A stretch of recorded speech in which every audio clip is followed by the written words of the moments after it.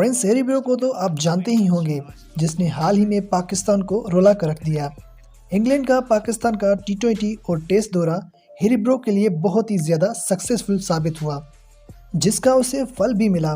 उसे आईपीएल की टीम ने 1300 करोड़ इंडियन रुपीस में खरीद लिया, जो कि पाकिस्तानी 36 करोड़ बनते हैं।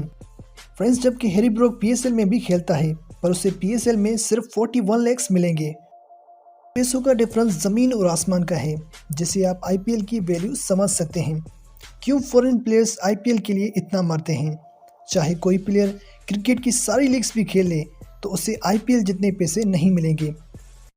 फ्रेंड्स, आईपीएल के लिए बाकी बोर्ड्स अलग विंडो खाली रखते हैं, ताकि इंटरनेशनल मैचेस इस दौरान ना हो पाए, और इसके लिए आईपीएल उन बोर्ड्स को अच्छे खासे पैसे पे करता है।